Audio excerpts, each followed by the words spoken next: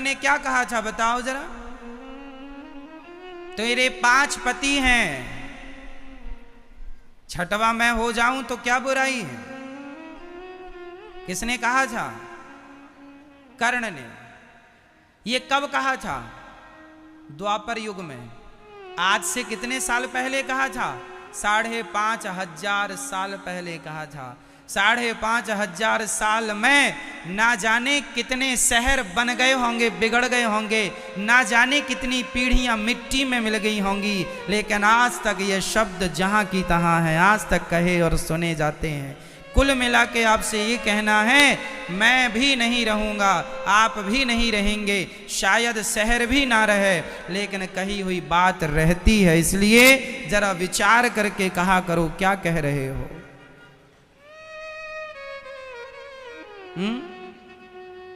कहने के पहले विचार करना चाहिए। इसलिए किसी न किसी अच्छे गुरु की शरण में आप सबको रहना चाहिए। अपने आप को गुरु की चरणों में समर्पण कर दो। उस गुरु के चरणों में जो आपकी डोर भगवान के श्री चरणों तक पहुंचाए, आपको उठाए और भगवान के चरणों में डाल दे, ऐसा गुरु हो। बिना गुरु के जीवन अस्त व्यस्त है, परेशान है, कोई समाधान ही नहीं मिलेगा। यदि समाधान चाहते हो तो गुरु चाहिए। आपके घर में क्या ऐसी चीज है जो आपको परेशान करती है? आपके दिमाग में ऐसी क्या चीज है जो आपको परेशान करती है? कथा हमें यही सिखाती है, यही समझाती है, क्या रखो क्या ना रखो, क्या होना चाहिए क्या ना होना चाहिए, है ना मेरी माँ?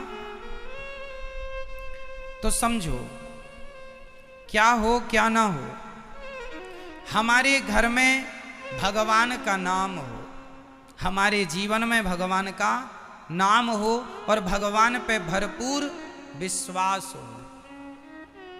जितना समय आप भगवान को देंगे आप उतने सुखी रहेंगे, और जितना समय आप संसार को देंगे उतने आप दुखी रहेंगे। यही फॉर्मूला है सुख का और दुख का। आप जितना दुनिया वालों के टच में रहेंगे उतने परेशान रहेंगे, और जितना ईश्वर के टच में रहेंगे उतना प्रसन्न रहेंगे। अब आप देख लो आपको किसके टच में रहना। इसलिए संगत अच्छे लोगों की किया करो, संगत कर अच्छे लोगों की दवा मिल जाएगी सभी रोगों की। तो सभी रोगों का इलाज चाहते हो तो संगति। जन्माद्यस्य यतोऽन्वयादितरतश्चार्थे सुभिज्ञः स्वराट् तेने ब्रह्म हृदय कवये मुह्यन्ति यत्सूरयः। तेजो वारि मृदां यथा विनिमयो यत्र त्रिसर्गो मृषा धाम्ना स्वेन सदा निरस्तकुहकं सत्यं परं धीमहि। जिस परमात्मा के द्वारा ये सृष्टि उत्पन्न होती है, पालित होती है, जो परमात्मा सृष्टि का संहार करते हैं वो भगवान है। उन्हें कहते हैं ईश्वर, परमात्मा, परब्रह्म। कुछ भी नाम दे दो आप। कई लोग कहते हैं ब्रह्म अलग है भगवान अलग है। क्यों जी, आपको क्या लगता है ब्रह्म अलग है भगवान अलग है, परमात्मा अलग है, ईश्वर अलग है? क्यों? फिर हम कहें पुष्प अलग है, फूल अलग है, सुमन अलग है, क्यों? आपकी माँ अलग है और आपके पिता की पत्नी अलग है, और आपके नाना की बेटी अलग है, और आपके दादा की बहू अलग है। क्यों जी, ये सब अलग अलग विषय है कि एक ही है? बोलो मेरी माँ। आपकी माँ और आपके पिता की पत्नी दो हैं या एक है? बोलो। एक है। पर बात तो दो हो रही हैं, आपकी मां और आपके पिता की पत्नी। क्यों? बात दो हो गई, कहने का ढंग दो हो गया, समझ में भी दो ही आ रहा है, पर दोनों का अर्थ एक है। क्यों?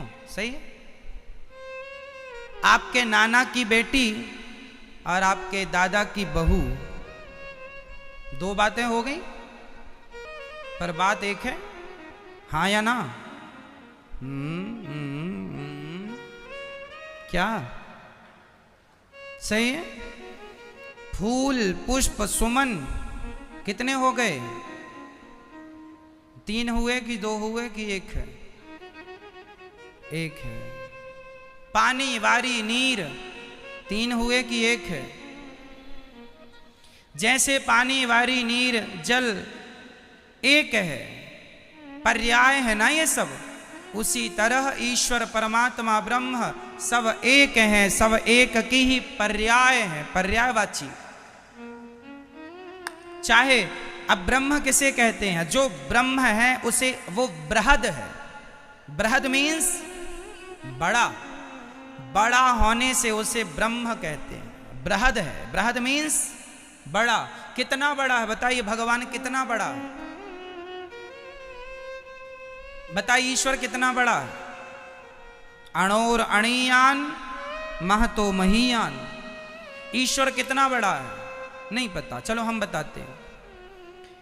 पहले ये समझो ये ब्रह्मांड कितना बड़ा है। ब्रह्मांड, पूरी पृथ्वी कितनी बड़ी है? पृथ्वी बड़ी है या नहीं? पूरी पृथ्वी में सारे समुद्र हैं, पृथ्वी में ही सारे देश हैं, पृथ्वी में ही सारे जंगल पहाड़ सब कुछ हैं। ये पूरी पृथ्वी एक पृथ्वी है। इस पृथ्वी से नीचे भी कुछ है, अतल वितल सुतल तलातल रसातल महातल पाताल। नीचे क्या है? पाताल। 7 लोक नीचे हैं और 7 लोक ऊपर हैं। भूर्भुवः स्वः सत्य महारलोक जनलोक स्वर्गलोक तपलोक, ये 7 लोक ऊपर हैं, 7 लोक नीचे हैं, मध्य में है पृथ्वी। इस नीचे और ऊपर के मिला करके पूरा एक ब्रह्मांड होता है। पूरा एक क्या होता है?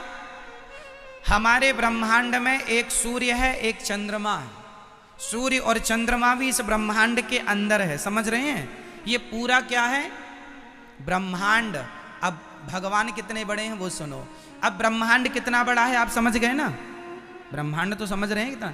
ये पूरा जो ब्रह्मांड है, पूरी पृथ्वी, पूरा चंद्रमा और पूरा सूर्य और नीचे के 7 लोक, ऊपर के 7 लोक, ये सब मिला के जो एक ब्रह्मांड है, वो एक ब्रह्मांड भगवान का जो नाभि में छेद होता है ना, नाभि में, सबके नाभि में छोटा सा छेद होता है, जरा सा गड्ढा, छेद नहीं गड्ढा, नाभि में जो गड्ढा होता है ना, उस गड्ढे में ये पूरा ब्रह्मांड समा जाएगा। इतना बड़ा परमात्मा है।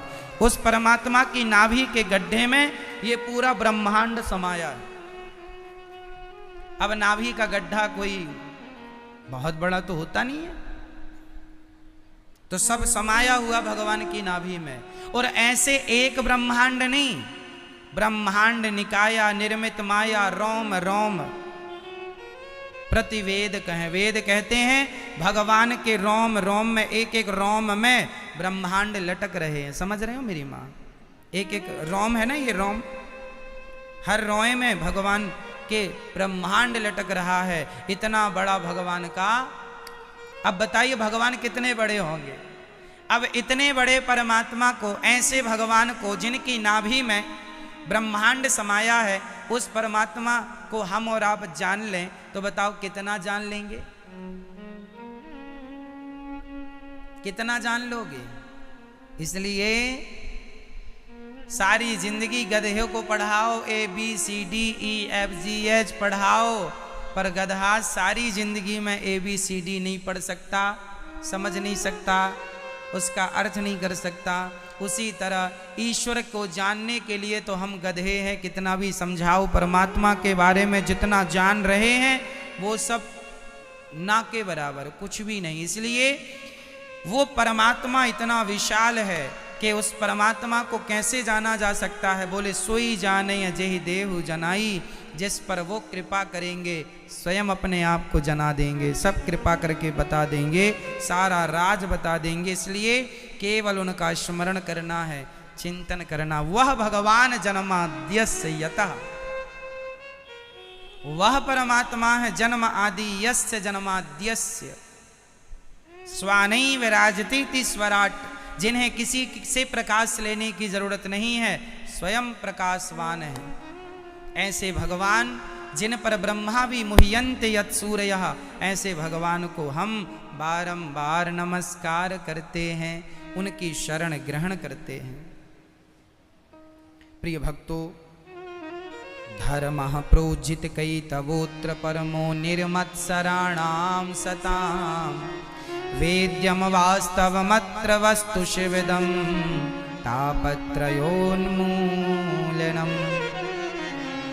श्रीमद्भागवते महामुनिकृते किं वा परैरीश्वरः, सद्योरद्यवरोध्यतेऽत्र कृतिभिः शुश्रूषुभिस्तक्षिणात्। भगवान जो तक्षण प्रकट हो जाते हैं, उनके अंदर जो भक्त होते हैं, जब आपके अंदर कथा सुनने का संकल्प आता है ना, तो भगवान तुरंत आपके अंदर प्रवेश कर जाते हैं, तुरंत।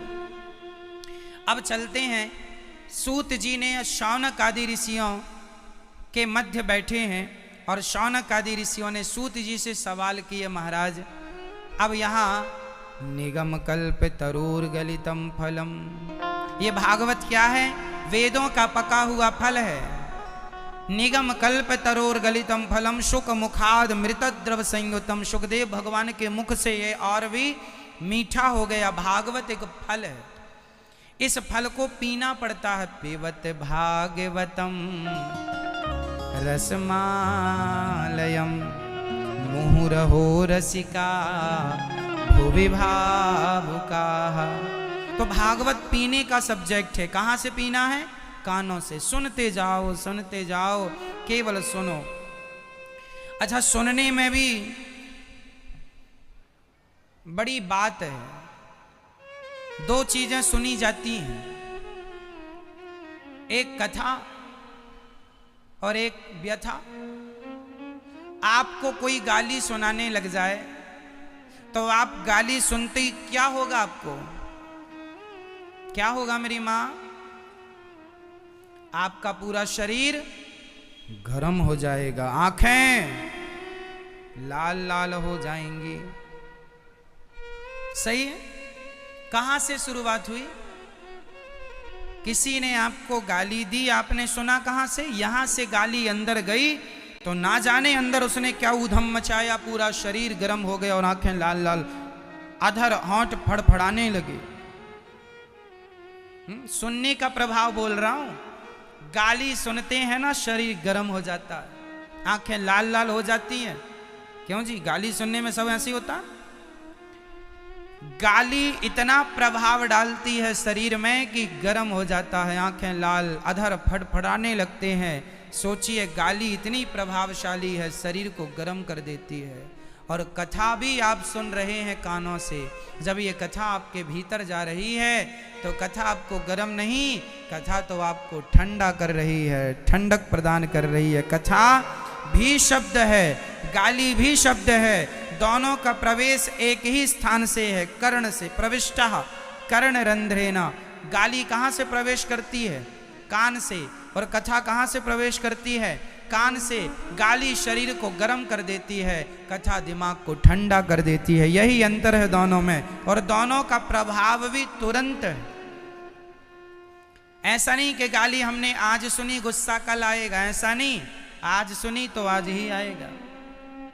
कथा आज सुनी है तो उसका प्रभाव भी आज से ही देखने को मिलेगा। यदि आपने सच्चे मन से कथाएं सुनी हैं और सुन के उसे धारण किया है, चरितार्थ किया है, तो मैं विश्वास दिलाता हूं कथा का प्रभाव कल से नहीं, आज से, अभी से देखने को मिल जाएगा। कितने बड़े पत्थर दिल भी पानी हो गए साहब कथा सुन के। कितने नास्तिक लोग आस्तिक हो गए, कितने दुष्ट लोग सज्जन हो गए, केवल भगवान की कथा में इतना बल है, इतनी ताकत है, कथा इतना प्रभाव छोड़ती हैं। इसलिए ज्यादा नहीं, थोड़ी ही सही, रोज कथा सुना करो। ये दास अनिरुद्ध आपको रोज कथा सुनाता है। टीवी पर ना सुन पाओ तो मोबाइल पर ही सुन लिया करो। अपने मोबाइल पर यूट्यूब पर अनिरुद्धाचार्य जी डालो। 60 लाख लोगों का परिवार कल पूरा हुआ, उसके लिए आज पुनः मैं आपको धन्यवाद करता हूँ। आप सभी के प्यार से यहाँ 60 लाख लोगों का यूट्यूब पर 6 मिलियन सब्सक्राइबर्स पूरे हुए, 60 लाख लोगों का परिवार कल पूरा हुआ। आप सभी इस चैनल से जुड़ें, चैनल को सब्सक्राइब करके शेयर करें और 6 मिलियन सब्सक्राइबर्स की बहुत बहुत शुभकामनाएं आप सभी को, जिन्होंने इतना प्यार इतना दुलार दिया है। आप सभी का हृदय से बहुत बहुत आभार, धन्यवाद आपका। हम आभारी हैं आपके, आप सभी का तहे दिल से धन्यवाद।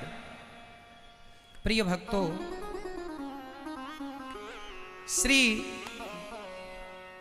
सूत जी महाराज ने शौनकादि ऋषियों ने भगवान सूत जी से सवाल किया कि मनुष्य का धर्म क्या है। मनुष्य का धर्म क्या है? हमारा धर्म है सत्य के रास्ते पर चलना। इसलिए लाख मुसीबत आए, लाख संकट आए, लाख टेंशन हो, सत्य नहीं छोड़ना। झूठ हमेशा बदलता है, सत्य कभी बदलता नहीं है। इसलिए सत्य बोलना सीखिए, सत्य के रास्ते पर चलना। जो आदमी, अच्छा ये बताइए, झूठा आदमी सुखी है आज के युग में कि सच्चा आदमी सुखी है? कौन, आपको क्या लगता है? कहने में तो आप यही कहेंगे, सुनने में भी यही आता, ये तो बड़ा झूठा है, देखो लाखों कमा रहा है। झूठा आदमी लाखों कमा सकता है पर वो सुखी नहीं हो सकता। झूठे आदमी को ना डर बना रहता है, पोल ना खुल जाए, झूठ ना खुल जाए, पर सत्य को डरने की जरूरत। इसलिए सत्य के रास्ते पर चला करो। झूठ आज नहीं तो कल खुल के आएगा। सत्य बोला करो, सत्य का रास्ता बहुत अच्छा होता है।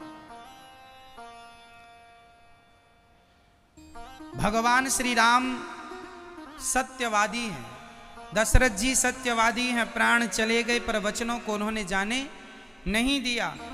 सत्य की बड़ी कीमत होती है हमारे सनातन धर्म में। हमारे यहाँ सबसे बड़ी कीमत सत्य की है। मनुष्य का धर्म क्या है? सत्य बोलना। धर्म 3 प्रकार का होता है।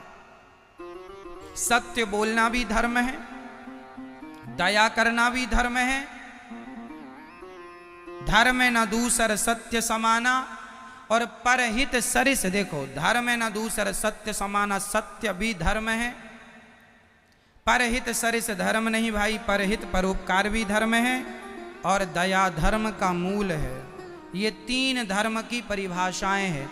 धर्मात्मा कौन?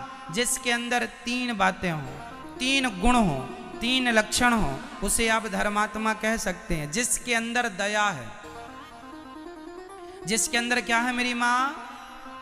दया है, वो धर्मात्मा। जिसके अंदर दया है, सत्य है और परोपकार है। परहित परोपकार, परोपकार कीजिए, परोपकार कीजिए, सदा सेवा कीजिए, सब में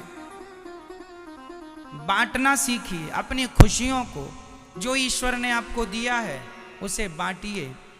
बांटने से चीजें बढ़ती हैं। खुशियां बांटोगे, खुशी बढ़ेगी। लेकिन आजकल लोग खुशियां नहीं बांटते, दुख बांटते।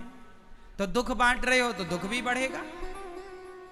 इसलिए कहता हूं, दुख ना कहा करो किसी से। अपने अपने घरन का दुख ना कहियो, रोई सुन इठले हैं लोग सब, बांट न ले हैं कोई। सारी दुनिया आपका दुख सुन सुन के, रो रो के दुनिया सुनती है, हाँ अरे राम राम। और आपके जाने के बाद खूब हंस हंस के लोग बताते हैं, अरे उनके घर में आग लग गई, ऐसा हो गया, ऐसा ऐसा हंसते हैं लोग। इसलिए अपने दुख ना बांटो। दुख बांटोगे तो दुख बढ़ेगा, और सुख बांटोगे तो अब आपको क्या बढ़ाना है? सुख बढ़ाना है तो सुख बांटा करो मेरी मां। किसान खेत में गेहूं बांटता है, खेत के कोने कोने तक किसान गेहूं देता है, बांटता है, तो उसका गेहूं 4 महीने बाद बढ़ जाता है। फसल आ गई, क्योंकि खेत में क्या दिया था? खेत को कोने कोने में जाके गेहूं दिया। क्यों जी? चने बोया तो चने की फसल, गेहूं बोया गेहूं, जो बोया तो बांटा ना किसान ने, तो बांटने से बढ़ा कि नहीं? इसलिए सुख की फसल, सुख का बीज बो या दुख का बीज बो, जो बोएंगे बढ़ेगा। इसलिए क्या कहेंगे आप पड़ोसियों से और क्या नहीं कहेंगे, बता दो, हमें स्पष्ट करो। क्या कहोगे आप लोग? बोलो मेरी मां, क्या कहोगी अपने पड़ोसियों से? क्या आवाज कर रही हो मैया?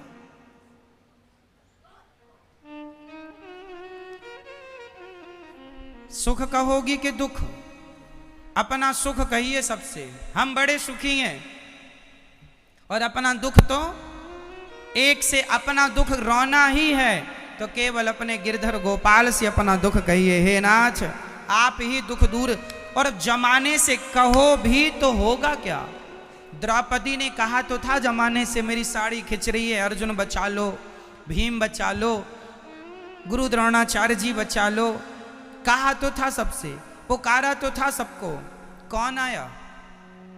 सबने सिर नीचे कर लिया। मुसीबत के समय कोई आता थोड़ी है, अंत में भगवान ही आए, और भगवान ने ही द्रौपदी माता की साड़ी बढ़ाई, उनकी लाज बचाई। तो तुम पुकारने में समय बर्बाद कर रहे हो।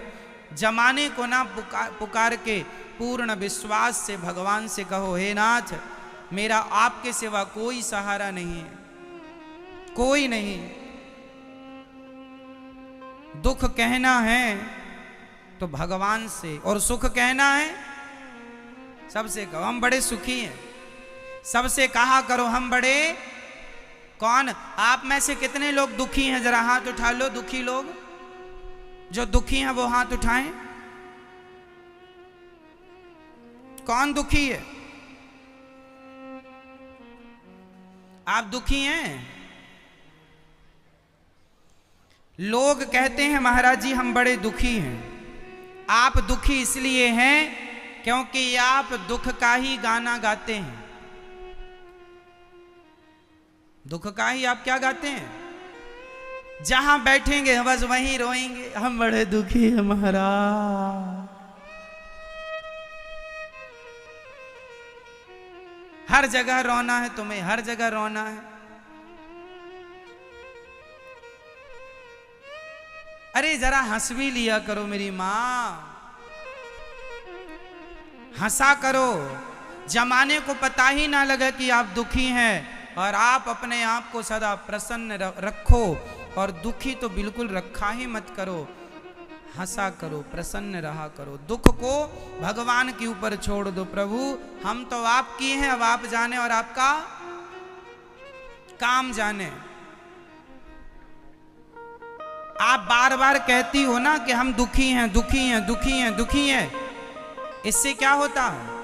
किसी किसी बार आपकी जिह्वा पर सरस्वती जी बैठ जाती हैं और आप कहते हैं हम दुखी हैं, बैठ गई सरस्वती, लो दुखी हो गए।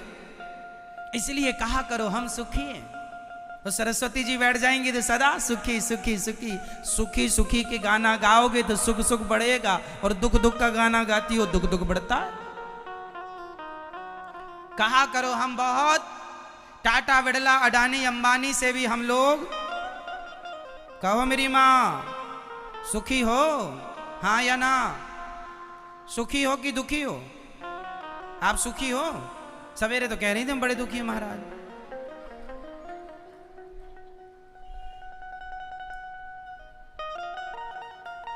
कथा सुनते रहोगे ऐसे ही सुखी रहोगे। कथा सुनोगे सुखी रहोगे, और पड़ोसन के पास बैठ जाओगी ना तुरंत दुखी कर देगी आपको। मेरी सास महाराज बहन ऐसी है, वह नमक तक तौल तौल के देती है, बताओ ताले में रखती है, नमक खा जाऊंगी क्या? तुम बैठो तो सही, पड़ोसन का तो लाख रोना है, तुम्हें भी रुला देगी सुना सुना के, तुम भी आंसू पहुंचती निकलोगी उसके घर से, बड़ा दुख है तुझे। अच्छा सुन, तेरी सास तो ठीक है, मेरी सुन अब। अच्छा माताओं की अच्छी बात है कि सामने वाला अपना दुखड़ा रोए ना तो अभी उसका पूरा हुआ नहीं कि ये अपना सुना सुना के ये भी रोने लगी। अब वो रोने वाली सोची अब मैं इसका सुनूं कि सुनाऊं, बेचारी चुप है। अभी इसकी बातें पूरी नहीं हुई कि उसकी चालू हो गई पंचायत। वो दोनों कब रो लें, कब हंस लें, कब लिपट लें, भगवान जाने। क्यों जी? पल भर में रो लेती हैं, पल भर में हंस लेती हैं, पल भर में पता ही नहीं कि क्या हुआ। इसलिए सदा सुखी रहो, दुख को अपने आसपास भटकने भी मत दो। अच्छा बताइए दुख कहां से आता, दुख क्या है? आज मुझे आप लोग बताइए ये दुख क्या चीज है, किसे कहते हैं दुख? मैया आज आपसे पूछूंगा मैं, बताइए ये दुख क्या है, कहां से आता है, कौन भेजता है, क्या दुख क्या है, बताइए मुझे। मैया ओ मेरी मां, आप बताओ दुख क्या है? कहां इसका बाप कौन है, इसका बेटा कौन है, कहां से आता है, कहां चला जाता है, ये दुख कौन है भाई? और आपको क्यों परेशान कर रहा है? आपका क्या संबंध है इस दुख से? मैया बताओ आपका क्या लेना देना है दुख से? क्या लगता है आपका रिश्ते में ये दुख? मैया आपका क्या लगता है रिश्ते में दुख? कोई नहीं। तो फिर आपने अपने घर में जगह दे रखी है दुख को। क्या लगता है आपका रिश्ते में दुख? मैया बताओ। कोई नहीं लगता। तो काहे बिठा रखा अपने दिमाग में, काहे बिठा रखा है अपने दिल में?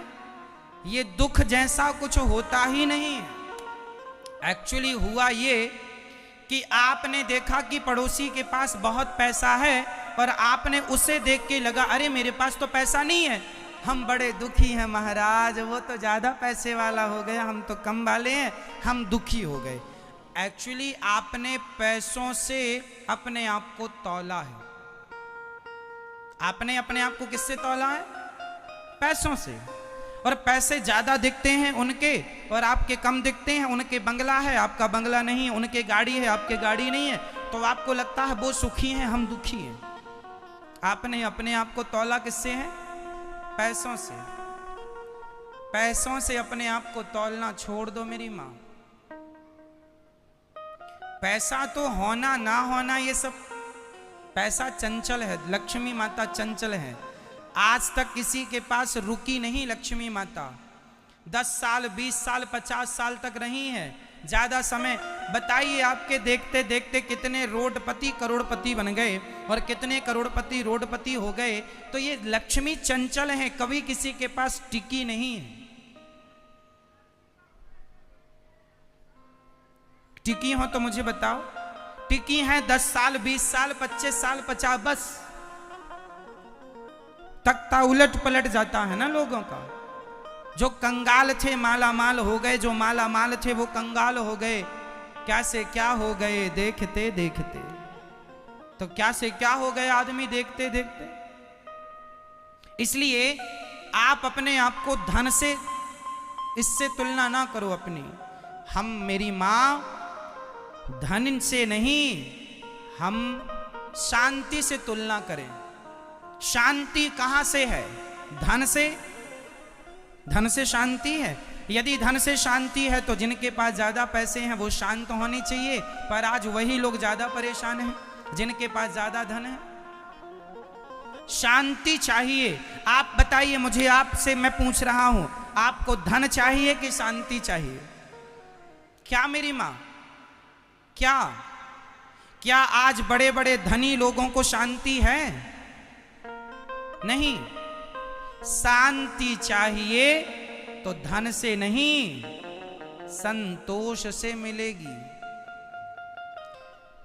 संतोष से मिलेगी, संतोष चाहिए। हम ये नहीं कहते काम मत करो, काम खूब करो, पैसा खूब कमाओ, इज्जत कमाओ, खूब धन कमाओ, लेकिन जो कमाओ उसमें संतोष रखो। लाख रुपए कमा रहे हो महीने का, उसमें खुश रहो कि भाई हम बहुत कमा रहे हैं। 10,000 कमा रहे हो महीने का, खुश रहो हम बहुत कमा रहे हैं। कोशिश करो कि आप ज्यादा कमा सकें, मेहनत करो। लेकिन आप टेंशन पाल लेंगे, मेरा पड़ोसी 10 लाख महीना कमाता और मैं सिर्फ 50,000, इससे आपकी टेंशन तो बढ़ेगी, चिंताएं तो बढ़ेंगी, जो आपको सुख है वो भी नष्ट हो जाएगा, आपके जीवन में आग लग जाएगी। काम करिए, मेहनत करिए, कंपटीशन का जमाना है, निकालिए अपने आप को आगे, परंतु टेंशन लेकर नहीं, ईश्वर का धन्यवाद देकर, जो दिया विधाता ने, मैं इसके लायक भी नहीं था, परमात्मा ने मेरी औकात से ज्यादा दिया है, ईश्वर का धन्यवाद करना चाहिए। इससे क्या रहेगा, आप कमाएंगे पर आप सुखी रहेंगे। गौधन गजधन बाज धन और रतन धन खान, जब आवे संतोष धन सब धन धूरी समान। धन सबसे बड़ा धन है संतोष। हम जितना कमा रहे हैं उसमें हमें क्या होना चाहिए, बोलो मेरी मां। अपनी पत्नी में क्या होना चाहिए। अब खुद की पत्नी है और पड़ोसन को देखे तो क्या होगा, आग लगेगी इसकी गृहस्थी में, क्यों जी। इसलिए अपनी पत्नी में संतोष, अपने पति में संतोष, अपने बच्चों में संतोष, अपनी कमाई में संतोष। ये जो संतोष का फॉर्मूला है ना, ये हर जगह लगेगा। क्यों लगेगा या नहीं, बोलो मेरी माँ। सिर ओ मैया सो गई, लोरी सुना देंगे आपको हम, यदि आपको नींद आवे तो। बताइए क्या चाहिए जीवन में, जोर से और जोर से। किसमें संतोष, अपनी इनकम में, अपने धन में। हमारा महल है या हमारी घास की झोपड़ी है, हमें दोनों में जो विधाता ने दिया उसमें मेहनत करो, कर्म करो कि आपकी झोपड़ी से महल बन जाए, मेहनत करना है। परंतु जो है उसमें अभी वर्तमान में क्या रखना, क्या, जोर से। किसमें संतोष, अपनी कमाई में, अपने बिजनेस में, अपने व्यापार में क्या रखना है, संतोष। अपनी पत्नी में क्या रखना है। आपकी पत्नी जरा सांवली है और आपने देखा पड़ोसी की पत्नी तो बड़ी गोरी है, फिर इसलिए अपनी पत्नी में क्या रखो, आपकी पत्नी इस धरती की सबसे अच्छी स्त्री है, आपका पति इस धरती का सबसे अच्छा पति है, और आपका पुत्र इस धरती का सबसे अच्छा पुत्र है, आपका परिवार इस धरती का सबसे अच्छा परिवार है। आपकी माँ, आपका पिता, आपके ससुर, आपकी सास, आपकी अपने इस धरती के सबसे अच्छे अपने हैं।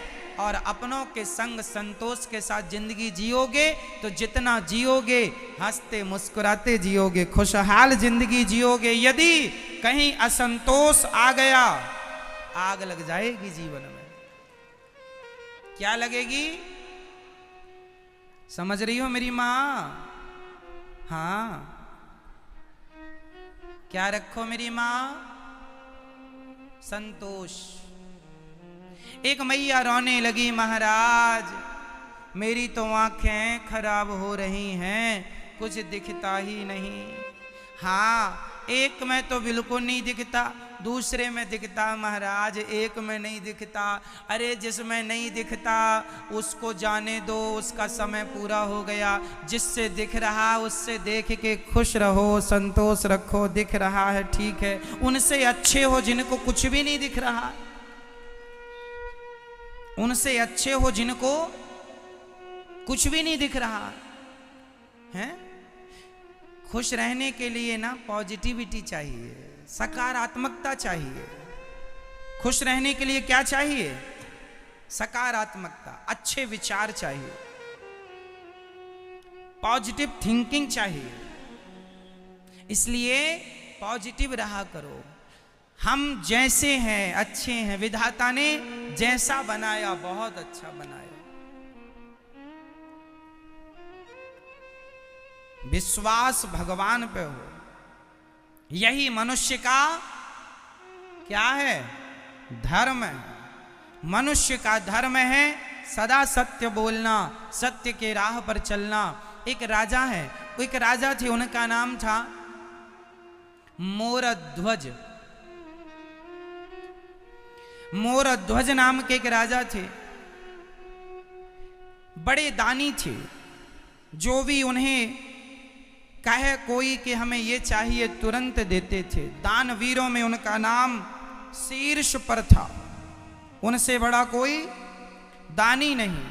एक बार भगवान श्री कृष्ण प्रशंसा करने लगे भरी सभा में पांडवों के बीच कि मोरध्वज जैसा कोई दानी नहीं है। अर्जुन ने कहा प्रभु मुझे जरा सा डाउट है, क्या संदेह है? बोले मोरध्वज तो मैं सुना तक नहीं कि ये आदमी कौन है मोरध्वज नाम का। सुनो मैं सुनाता हूं। भगवान बोले मेरा भक्त है मोरध्वज, नर्मदा के किनारे रहता है, बहुत बड़ा दानी है और मुझसे अत्यधिक प्रेम करता है। अर्जुन बोले प्रभु एक बार मैं परीक्षा लेना चाहूंगा कि क्या मेरे भैया युधिष्ठिर से भी बड़ा धर्मात्मा है? क्या उनसे भी बड़ा धर्मज्ञ है? चलो परीक्षा लेने चलते हैं। दोनों परीक्षा लेने गए, अर्जुन और भगवान श्री कृष्ण। तीसरे यमराज को बुलाया, तीनों ने रूप बदल लिया। अर्जुन और श्री कृष्ण ब्राह्मण बन गए, यमराज को शेर, बूढ़ा सा शेर बना के ले आए और पहुंच गए मोरध्वज के द्वार पर। भिक्षाम देहि, हे राजन हमें भिक्षा दीजिए। राजा का नियम था सुबह जागकर सबसे पहले ब्राह्मणों को, जरूरतमंदों को भिक्षा देता था, इसके बाद ही कोई काम करता था। आज भगवान द्वार पर भिक्षा मांगने आए। भिक्षाम देहि कह दिया, आइए ब्राह्मण देवता। मोरध्वज ने ब्राह्मणों के चरण धोए, चरण धोकर बिठाया, हाथ जोड़ के कहा बताइए आपको क्या चाहिए? कह दिया मोरध्वज ने, क्या चाहिए? ब्राह्मणों ने कहा कि हमें ज्यादा कुछ नहीं, पर जो हम मांगेंगे उसके पहले आपको हमें एक वचन देना पड़ेगा। पहले आप संकल्प लो कि हम जो मांगेंगे आप वो देंगे। मोरध्वज ने कहा महाराज आज तक जो जिसने मांगा है वो हमने दिया है, संकल्प लेने की जरूरत नहीं, आप तो मांगिए, हमारी वाणी ही हमारा संकल्प है, जो कह दिया पत्थर की लकीर है। ब्राह्मणों ने कहा नहीं पहले संकल्प करो। हाथ में जल लिया, संकल्प किया, जो मांगोगे जरूर दूंगा। संकल्प छोड़ा गया। अब मांगो महाराज क्या चाहते हो? ब्राह्मणों ने कहा महाराज मेरा शेर खड़ा है बाहर, बहुत दिन हो गए खाया नहीं, मेरे शेर को कुछ मांस की व्यवस्था आप करा दो, बड़ी कृपा होगी। मोरध्वज ने कहा महाराज बस इतनी सी बात थी, आप यदि राज्य मांगते तो आज राज्य दे देता, मेरा सिर मांगते मैं सिर दे देता। अरे शेर को मांस की क्या बात है, बताइए कितना मांस चाहिए? ब्राह्मणों ने कहा ज्यादा नहीं, कुछ ही मांस चाहिए, मांस दीजिए। अब देखिए मांस तो तब ही दिया जा सकता है ना जब हम किसी को मारें। बकरे को मारें तो बकरे का मांस, हिरण को मारें तो हिरण का मांस, मछली को मारें तो मछली का मांस। भाई किसी ना किसी को तो मारना पड़ेगा। और राजा इतने बड़े धर्मात्मा थे कि वो कभी किसी की हत्या नहीं करते थे। अब राजा ने कहा महाराज आपके शेर को मांस चाहिए और मैंने वचन दे दिया है, तो एक काम करो मेरे शरीर का मांस शेर को दे दो। इतना धर्मात्मा राजा कि अपने शरीर को देने लग गया। लेकिन सोची उस राजा ने नगर में किसी की हत्या का सोचा नहीं कि मैं बकरा मार डालूं, चलो बकरे का बलिदान दे दें। ना जी, ना बकरा, ना बकरी, ना मछली, ना मुर्गी, कुछ नहीं, मुझे चढ़ा दो। ब्राह्मण बोले आपका मांस हम दे तो देते शेर को, पर हमारा शेर नेक बूढ़ा है, दांत टूट चुके हैं, मांस को फाड़ सकता नहीं है, बूढ़ा है, कड़ा मांस खाएगा नहीं।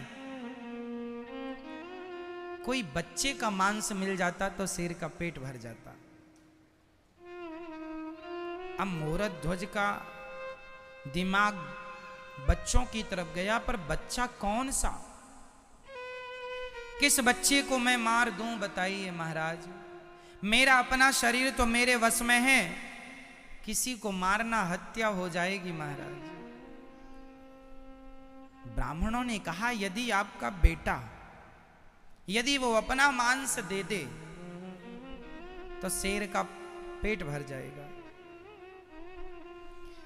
राजा बहुत धर्म संकट में पड़ गए, पहली बार वो इतने बड़े संकट में आए। संकट ये है कि यदि शेर को मांस नहीं देते तो बोल करके मुकुर जाने का पाप लगेगा कि कह के आप पलट गए, और यदि बच्चे को देते हैं तो बच्चे को मारने बाल हत्या लगेगी, हत्या तो लगेगी। हमने किसी को पकड़ के अपने धर्म के लिए जबरदस्ती मार दिया तो हत्या ही है, हत्या लगेगी। मतलब दोनों तरफ से अब पाप है। और मैं आपसे कह चुका हूं कि जब आप लोग कभी किसी ऐसे धर्म संकट में पड़े तो तुरंत भगवान से कहना चाहिए, हे प्रभु आप ही हमें इस धर्म संकट से बाहर करिए, हम में अब कोई बुद्धि नहीं है, हमारी कोई गति नहीं है, हे नाथ आप हमारी रक्षा करो।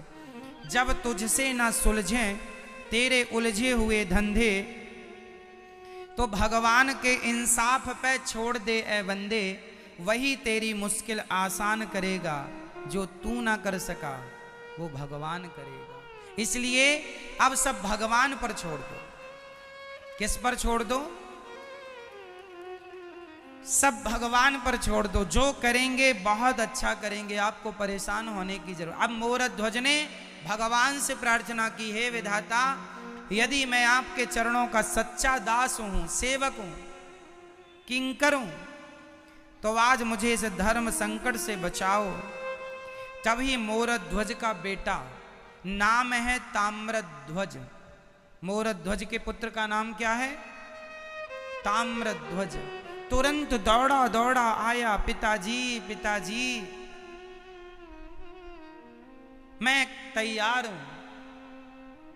बेटे पुत्र किसके लिए तैयार हो, क्या कहना चाह रहे हो? ताम्रध्वज ने कहा, पिताजी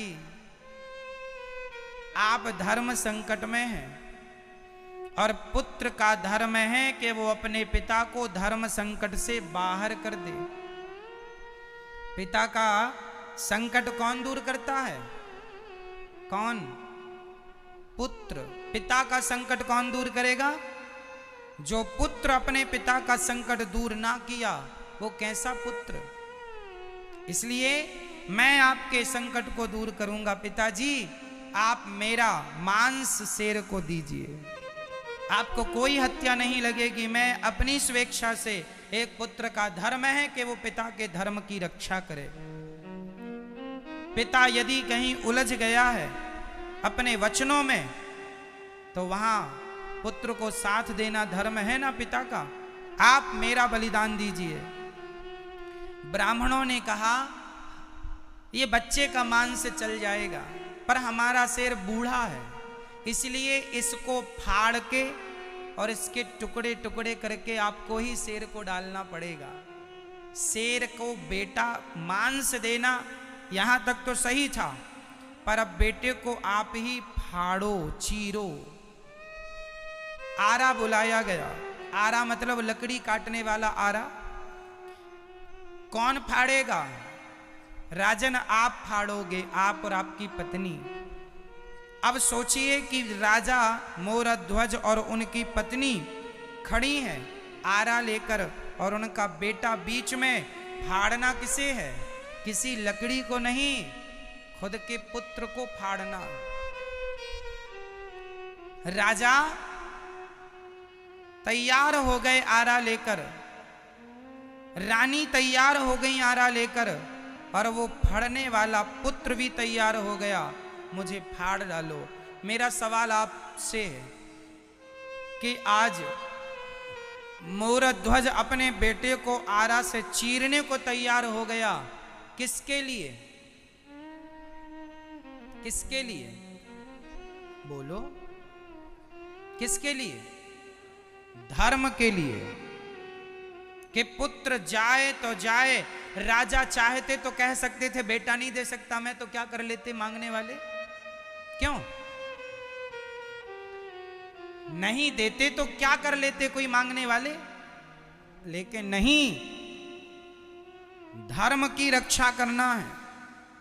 पुत्र तो पुत्र है, पुत्र चला गया तो वापस आ जाएगा, दूसरा बेटा हो सकता है, पर धर्म चला गया पुत्र दूसरी बार आ सकता है। धर्म दो बार नहीं आते मेरी माँ, एक बार धर्म चला गया, चला गया। अब ये कभी वापस, अब अगले जन्म में ही आएगा, आएगा तो इस जन्म के लिए तो गया। इसलिए खड़े हैं राजा, और वो बच्चा भी कटने को तैयार है, आरा से चीरने को तैयार है। किसके लिए? 5-6 साल का है अभी, पर वो भी धर्म को बड़ी गहराई से समझता है। धर्म के लिए एक बेटा, अपने पिता के धर्म के लिए एक बेटा खड़ा हो गया। बताओ, गुरु गोविंद देव जी के 2 बच्चों को दीवार में चुनवा दिया था मुगलों ने, हाँ या ना?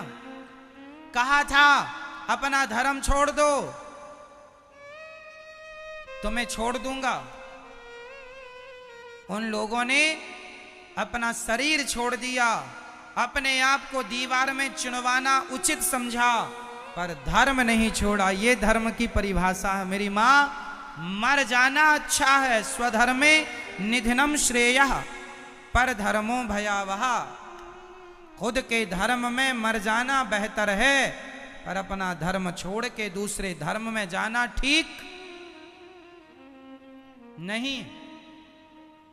समाज इतिहास उन्हें कभी सम्मान नहीं दे सकता जो अपना धर्म छोड़ चुके हैं या छोड़ चुके थे। जो बीत गए हैं लोग, जो छोड़ चुके हैं धर्म, समाज उनका कभी सम्मान नहीं कर सकता। इसलिए मर जाना अच्छा है, क्या छोड़ना अच्छा नहीं है? बोलो मेरी मां जोर से। क्या? धर्म। और धर्म क्या है? एक नारी का धर्म क्या है? एक नारी का धर्म है अपने पति की सेवा करना। नारी अपना ये धर्म ना छोड़े। एक पुत्र का धर्म है अपने माँ बाप की सेवा करना, ये पुत्र अपना धर्म ना छोड़े। एक राजा का धर्म है अपने प्रजा की सेवा करना, राजा अपना धर्म ना छोड़े। एक किसान का धर्म है खेती बाड़ी करना, ईमानदारी से फसल उगाकर ईमानदारी से उसको बेचना, उसका धर्म है। व्यापारी का धर्म है ईमानदारी से व्यापार करना। लेकिन आज लोग अपने अपने धर्मों का पालन ना करते हुए अपने अपने धर्मों में मिलावट करते जा रहे हैं। धर्म का ज्ञान नहीं है लोगों को। आज कुछ लोग पैसों के लिए लौकी में इंजेक्शन लगा देते हैं, रातों रात लौकी बड़ी हो जाती है, बाजार में बिक जाती है। वो इंजेक्शन वाली लौकी जो खाएगा मरेगा, लेकिन नहीं, तुम मरो तो मर जाओ, हमें तो पैसे से मतलब है। तो ये क्या है? इन लोगों का धर्म इन्होंने बेच दिया। आज व्यापारी, कुछ व्यापारी मिलावट कर रहे हैं, खाने की चीजों में मिलावट, और वो चीज मिला रहे हैं। अब सोचिए कि बाजार में नकली दूध भी मिलता है जिसमें दूध है ही नहीं, नकली है, पूरा केमिकल का। वो कोई पिएगा तो मरेगा। लेकिन लोग अपने पैसों के लिए सब कुछ कर रहे हैं। क्यों? क्योंकि इन्हें धर्म का ज्ञान। धर्म, यदि आपके अंदर धर्म है तो आप बहुत सुखी। और धर्म प्रत्येक व्यक्ति का है। स्त्री का भी धर्म होता है, पुरुष का भी, और हर कंडीशन का धर्म अलग अलग होता है।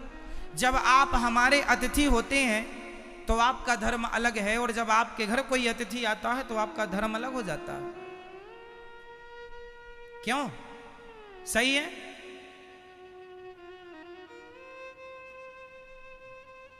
बहुत डीपली है धर्म। धर्म की बातें सोचिए।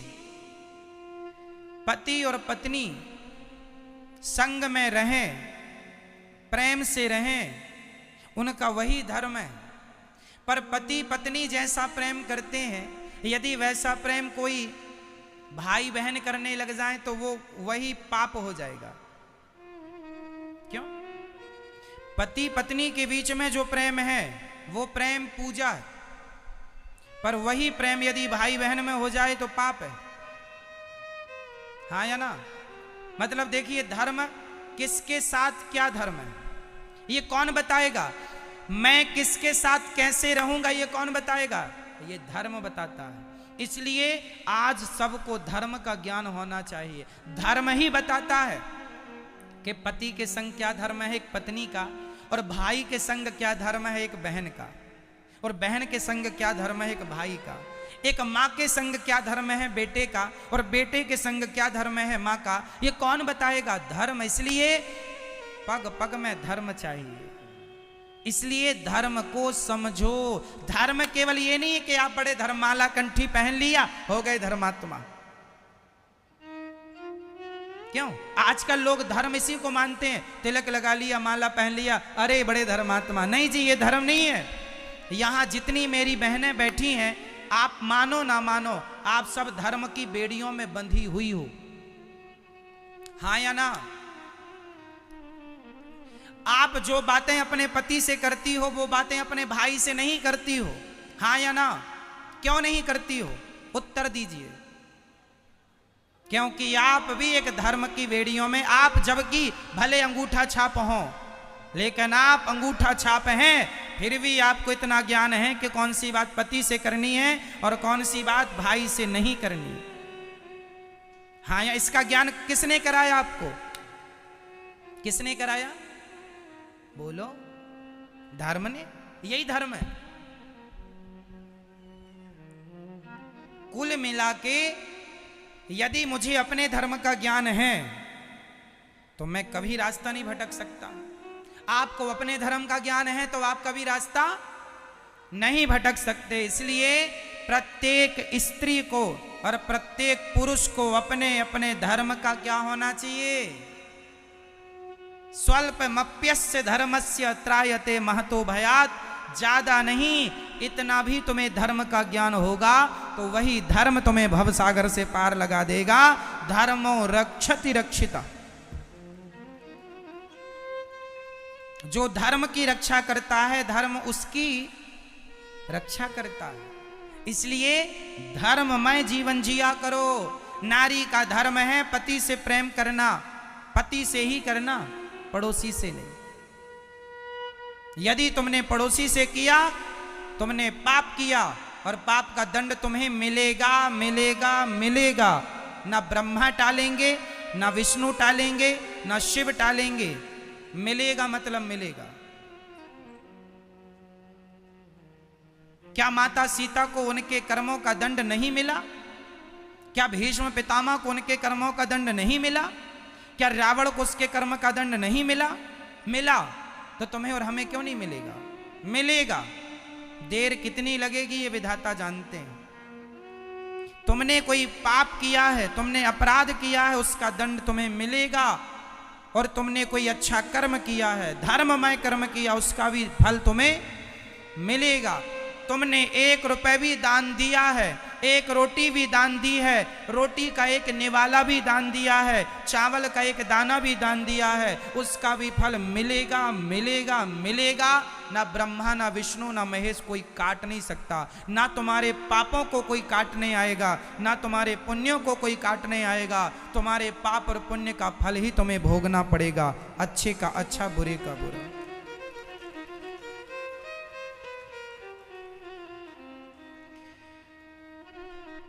ताम्रध्वज खड़े हैं। मोरध्वज ने हाथ में ले लिया आरा, ले लिया, दूसरी तरफ से पकड़ लिया आरा। जो आरा चलाने लगे, मोरध्वज के पुत्र ताम्रध्वज ने कहा, पिताजी जरा सी देर के लिए रुक जाइए। दौड़ करके गया, रुई लेकर आया, माँ बाप के कानों में रुई लगा दी। पिता ने कहा, पुत्र ये रुई क्यों? पिताजी जब मैं चीखूंगा, पिताजी जब मैं, आप आरा चलाएंगे और जब मैं चीखूंगा, चिल्लाऊंगा, तो आप कहीं आरा चलाना छोड़ ना दें, रोक ना दें। इसलिए ये रुई आप लगाइए। धर्म आरा जब चलाएंगे तो मैं चीखूंगा ना, और कहीं मेरी चीख आपके कान में पड़ी तो आप आरा चलाना रोक देंगे। और यदि आपने आरा चलाना छोड़ा तो मेरा धर्म संकट में पड़ जाएगा। इसलिए कहा कि धर्म संकट में नहीं पड़ना चाहिए, धर्म संकट में नहीं पड़ना चाहिए। सोचिए कि धर्म संकट में ना पड़े, इसके लिए रुई लगाया, आरा चलाया, फाड़ दिया बच्चे को 2 भागों में। खून की पिचकारियां निकल रही हैं, माँ और बाप के मुंह में जा रही हैं, पर ना पुत्र हटने को तैयार है, ना माता पिता रुकने को तैयार हैं। देखिए जरा, ये भारत देश है, इस देश में बेटा भी अपना धर्म निभाने के लिए खड़ा है और माँ बाप भी अपना धर्म निभाने के लिए खड़े हैं। यहाँ धर्म से पीछे ना माँ बाप हट रहे हैं, ना बेटा हट रहा है। और आज का इंसान 1-1 रुपए 2-2 रुपए में धर्म बदल देता है, झूठ बोल देता है। आज का इंसान, सोचिए, इन कथाओं से आज की कथाओं को जोड़ा जाए तो कितना गिर गया है इंसान।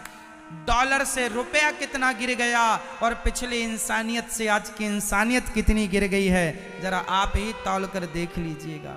वो भी एक धर्म था और आज भी आप लोग धर्म में रह रहे हैं। आज का आदमी 1-1 रुपए के लिए झूठ बोलने को तैयार है। क्यों? पहले का आदमी लाख करोड़ रुपए भी पड़ा हो चोरी नहीं करता था, और आज के जमाने में चप्पलें चुरा के ले जाते हैं लोग। चप्पल जूते चुरा ले जाते हैं। सही है? पहले की नियत करोड़ों में नहीं डोला करती थी, आजकल तो चप्पल जूतों में नियत लोगों की डोल जाती है। देखिए कितनी घटिया नियत हो गई है आज की। सही है मेरी माँ? इसलिए बेटा को फाड़ करके ब्राह्मणों ने कहा, जाओ शेर को खिलाओ। शेर को खिला दिया 1 भाग, दूसरा भाग कहा जाके गटर में डाल दो। रानी की आंखों में आंसू आ गए। महाराज, राजा, ब्राह्मणों ने कहा, आप रोए क्यों? रोना नहीं है, आप रोएंगे तो हम लोग चले जाएंगे। महाराज, मैं इसलिए नहीं रो रही हूं कि पुत्र चला गया, इसलिए रो रही हूं कि मेरे बेटे का एक हिस्सा आपके काम आ गया और दूसरा हिस्सा आपके काम नहीं आया, इसलिए हम रो रहे हैं। ब्राह्मणों ने कहा, कोई बात नहीं, अब मत रोइएगा। तुरंत ब्राह्मणों ने कहा, शेर का पेट भर